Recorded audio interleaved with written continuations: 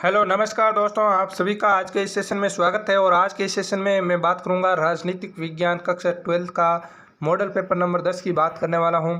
इससे पहले Sanjeev dash work पूरी डैश वर्क है, उसके 9 मॉडल पेपर है, उनको हल करवा दिया है। इस चैनल पर प्ले लिस्ट में जाकर एक एक वीडियो को आसानी से देख सकते हो और उनसे भी आपको बहुत बड़ा फ़ायदा होने वाला है। चलिए दोस्तों, तो आज का ये सबसे इम्पोर्टेंट मोस्ट इम्पोर्टेंट परीक्षा की दृष्टि से मॉडल पेपर है, तो इसको पूरा करना है, आपको अच्छी तरीके से याद करना है। दोस्तों मेन बात है, याद करके ही परीक्षा में जाना है।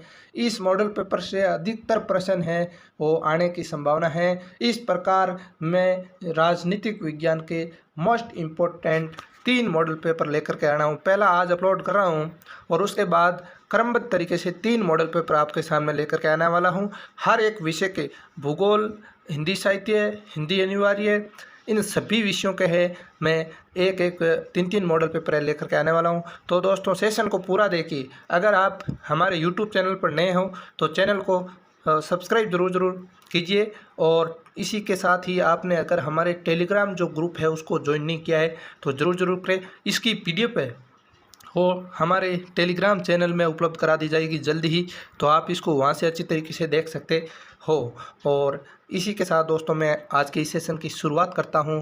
हो चुका आगाज रण का, युग बदलने की तैयारी है, जीत उसी की होगी जिसका संघर्ष जारी है। आखिर तक जिस विद्यार्थी ने अच्छी तरीके से तैयारी करने की सोची है, ठान कर बैठा है अब की बार माता पिता के नाम रोशन करना है, तो जो विद्यार्थी ऐसे कई विद्यार्थी हैं हमारे साथ लगातार जुड़े हुए हैं, उनको बहुत बहुत फ़ायदा होने वाला है। इसी के साथ दोस्तों हमारा पहला प्रश्न है कि निम्नलिखित प्रश्नों का उत्तर है, सही विकल्प चुनकर उनको उत्तर पुस्तिका में उत्तर देना है। पहला प्रश्न है दोस्तों, वर्तमान समय में नाटो की कुल सदस्य संख्या कितनी है? वर्तमान समय में है वो नाटो की कुल सदस्य संख्या कितनी है ये आपको बताना है। तो आपको अगर आ रहा है तो ठीक है, नहीं आ रहा है तो दोस्तों इसका राइट आंसर होगा वर्तमान समय में नाटो की सदस्य संख्या कितनी है? 30 है। अगला प्रश्न है दूसरा, हंगरी के जन आंदोलन को दबाने में सोवियत संघ के किस नेता की भूमिका रही? हंगरी के जन आंदोलन को दबाने के लिए सोवियत संघ के किस नेता की भूमिका रही? तो इसका राइट आंसर है दोस्तों क्रुश्चेव। कौन है दोस्तों? क्रुश्चेव हैं।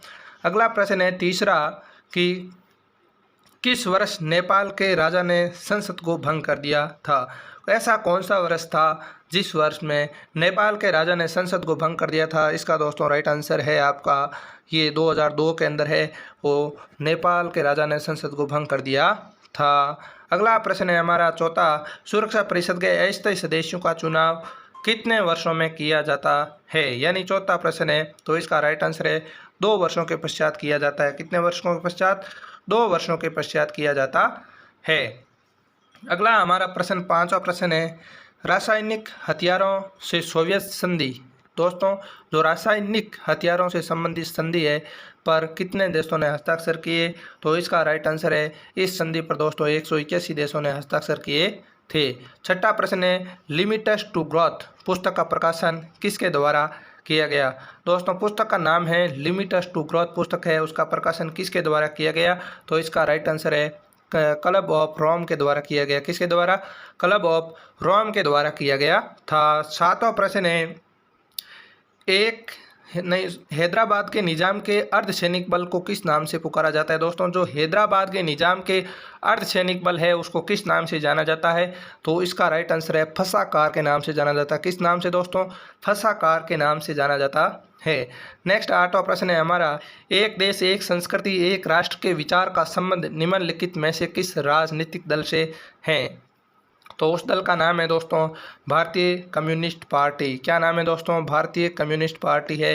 एक देश एक संस्कृति एक राष्ट्र के विचार का संबंध है और किस राजनीतिक दल से हैं? तो आपको बताना है कौन सा है, भारतीय कम्युनिस्ट पार्टी है। अगला हमारा प्रश्न है 9वां प्रश्न है, इकोनॉमी ऑफ परफॉर्मेंस के लेखक निम्नलिखित में से कौन हैं? तो इसका दोस्तों राइट आंसर है जेसी कुमारप्पा है, वो इकोनॉमी ऑफ परफॉर्मेंस के लेखक है। इंपॉर्टेंट प्रश्न है दोस्तों, एग्जाम के अंदर पूछा जा सकता है। नेक्स्ट 10वां प्रश्न है, निम्नलिखित में से किस नेता के द्वारा द्रविड़ मुनेत्र कड़गम पार्टी का गठन किया गया था? ये प्रश्न दोस्तों लगभग आपके हैं वो हाफ ईयरली के अंदर पूछा जा चुका है। तो इसका राइट आंसर है दोस्तों सी नटराजन अन्नादुरई। क्या नाम है? सी नटराजन अन्नादुरई। ठीक है। निम्नलिखित में से किस नेता के द्वारा द्रविड़ मुनेत्र कड़गम पार्टी का गठन किया गया? तो इसका नाम है सी नटराजन अन्नादुरई। नेक्स्ट है हमारा अगला प्रश्न है, भारतीय किसान यूनियन का गठन किन राज्यों के किसानों के द्वारा किया गया? भारतीय किसान यूनियन का गठन है वो किन राज्यों के किसानों के द्वारा किया गया? तो इसका राइट आंसर है दोस्तों उपयुक्त सभी। श्वेत संगठन पंजाब, पश्चिमी उत्तर प्रदेश के द्वारा किया गया था। तो इसका राइट आंसर है उपयुक्त सभी। नेक्स्ट है, मुस्लिम महिला अधिनियम कब पारित किया गया? मुस्लिम महिला अधिनियम है वो कब पारित किया गया? तो इसका राइट आंसर है 1986 के अंदर है वो जो मुस्लिम महिला अधिनियम है वो पारित किया गया था। अगला हमारा दूसरा प्रश्न है, रिक्त स्थान की पूर्ति कीजिए। क्या प्रश्न है दोस्तों? रिक्त स्थान की पूर्ति कीजिए। पहला है शीत युद्ध। दोस्तों शीत युद्ध है वो वर्ष 1945 से वर्ष 1991 तक चलता है। कब तक दोस्तों? 1945 से लेकर के कहाँ तक चलता है? 1991 तक है वो शीत युद्ध चलता है। तो यहाँ पर दोस्तों शीत युद्ध वर्ष 1945 से वर्ष 1991 तक चलता है। दूसरा प्रश्न है, फरवरी 1990 में गार्बोचेव ने सोवियत संसद ड्यूमा के चुनाव के लिए खालिस्तान राजनीति की शुरुआत की, जिसे सोवियत कम्युनिस्ट पार्टी का एकाधिकार सोवियत सतह पर क्या होता है? समाप्त होता है। तो इसका राइट आंसर होगा दोस्तों जो गार्बोचेव ने सोवियत संसद ड्यूमा के चुनाव के लिए किसकी? बहुदलीय राजनीति की शुरुआत की। किसकी दोस्तों? बहुदलीय, यहाँ पर आएगा दोस्तों बहुदलीय है और उसकी राजनीति की शुरुआत की थी। तो इसको आपको ध्यान में रखना है। किसकी दोस्तों? बहुदलीय राजनीति की शुरुआत की। तीसरा है, भारत नेपाल संधि 1950 के अनुसार भारत और नेपाल के नागरिक बिना क्या दोस्तों? बिना पासपोर्ट या वह वीज़ा के एक देश से दूसरे देश में आ जा सकते हैं। अगर दोस्तों भारत नेपाल संधि 1950 के अनुसार भारत और नेपाल के नागरिक है वो बिना पासपोर्ट वीज़ा के द्वारा क्या है एक देश से दूसरे देश में आवागमन कर सकते हैं। चौथा है, 1900 जो जनवरी 1997 को संयुक्त राष्ट्र संघ के महासचिव कौन थे दोस्तों? कोफी अनाज। कौन थे? कोफी अनान थे। कोफी अनान ने जांच शुरू करवाई कि सुधार कैसे कराए जाए। ठीक है।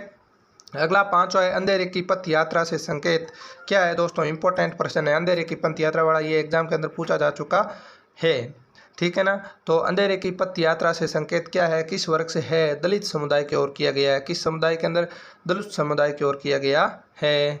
हिंदुत्व अथवा हिंदूपन शब्द का किसने दोस्तों? वी.डी. सावरकर ने गढ़ा था। किसने? वी.डी. सावरकर ने इन शब्दों को गढ़ा था।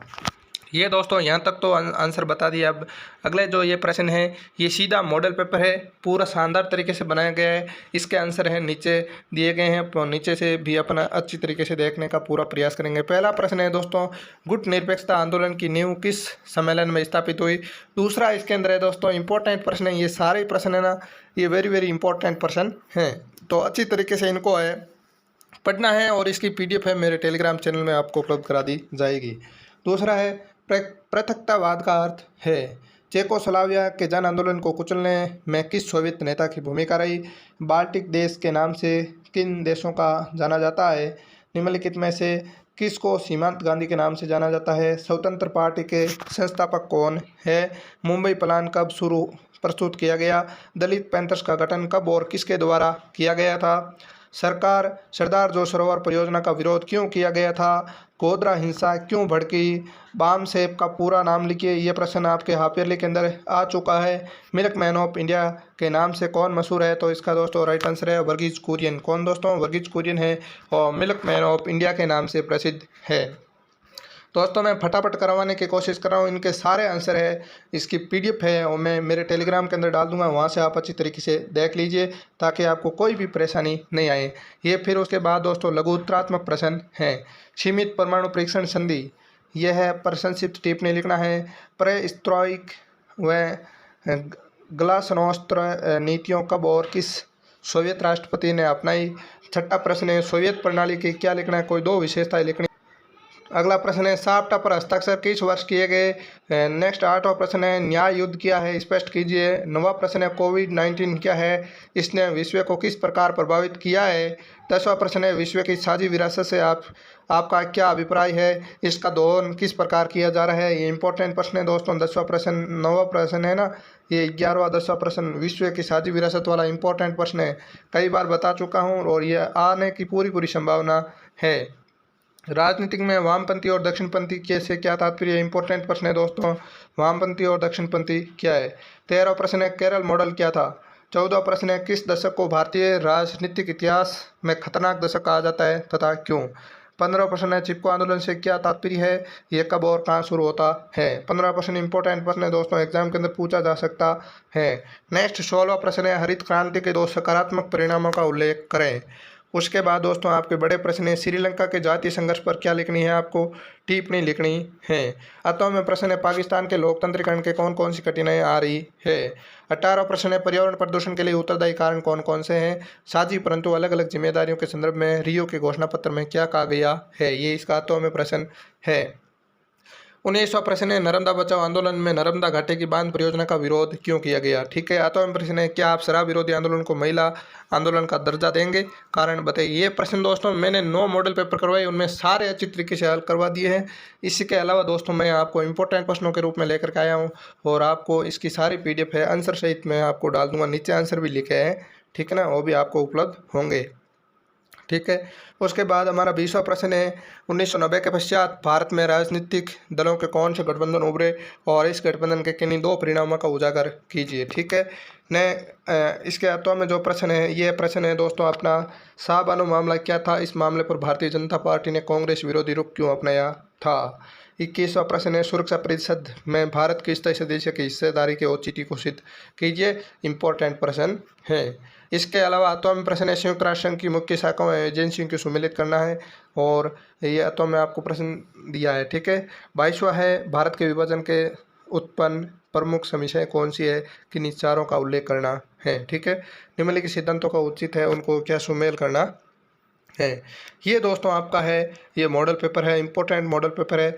और इसके अलावा जो आपका अंतिम प्रश्न है ये प्रश्न है 1969 में कांग्रेस पार्टी का विभाजन का क्या कारण था और प्रीवी प्रेस से क्या तात्पर्य है, इंदिरा गांधी ने इसे 1970 में ख़त्म करने पर क्यों जोर दिया गया था। इंपॉर्टेंट प्रश्न है। ठीक है दोस्तों, तो इसके जो सारे उत्तर है वो मैंने नीचे इस प्रकार से टाइप करके आपको उपलब्ध करवा दिए गए हैं। इनकी जो सारी PDF है वो आपको मेरे टेलीग्राम चैनल में उपलब्ध हो जाएगी। वहाँ से आप इन उत्तरों को अच्छी तरीके से एग्ज़ाम से पहले जो भी आपको छुट्टियाँ मिल रही है, राजनीतिक एग्ज़ाम से पहले जितनी भी छुट्टियाँ मिल रही है, इन तीनों मॉडल पेपरों को अच्छी तरीके से पढ़ना है दोस्तों। इस तीनों मॉडल पेपरों की PDF मैं इस प्रकार से टेलीग्राम चैनल में उपलब्ध कराऊंगा, वहाँ से अच्छी तरीके से देखिए। ठीक है ना। सारों के अच्छी तरीके से शानदार छोटे छोटे उत्तर लिखे हैं, तो वहाँ आप अच्छी तरीके से देखिए, क्योंकि ज़्यादा टाइम बर्बाद करने से दोस्तों कुछ नहीं मिलने वाला है। आपकी भलाई के लिए मैं सारा कुछ कर रहा हूँ। यहाँ से आप अच्छी तरीके से देख लीजिए, ये इनके सारे आंसर है, इनकी PDF है वो मैं टेलीग्राम के अंदर डाल दूँगा। ठीक है। इनको आप अच्छी तरीके से याद करने की क्या कीजिए दोस्तों, कोशिश कीजिए। और ये वेरी इंपॉर्टेंट मॉडल पेपर है जो आपकी परीक्षा से पहले, जैसे राजनीतिक विज्ञान की परिभाषा जो परीक्षा है उससे पहले 3-4 दिनों की लगभग छुट्टियां आएगी और इनके अंदर इन तीनों मॉडल पेपरों को अच्छी तरीके से पढ़ करके जाना है, ताकि आपको है वो इसके इन मॉडल पेपरों से बहुत बड़ा फ़ायदा होगा। ये निश्चित रूप से मैं गारंटी लेकर के कह रहा हूँ। बड़े विशेषज्ञों के द्वारा ये मॉडल पेपर बनाए गए हैं, तो आप इसका पूरा सदुपयोग करें, लगातार हमारे साथ बने रहें। हर एक विषय के 3-3 मॉडल पेपर अभी क्रमबद्ध तरीके से आपको इस चैनल पर डाल दिए जाएंगे, तो सेशन को पूरा देखना है। आपसे विशेष विनती है कि परिवार को बड़ा बनाइए। चैनल पर नए हो तो चैनल को सब्सक्राइब जरूर कीजिए। इसी के साथ दोस्तों मैं आज के सेशन को यही विराम दूंगा। मिलूंगा नेक्स्ट सेशन के साथ, तब तक के लिए धन्यवाद। जय हिंद, जय भारत।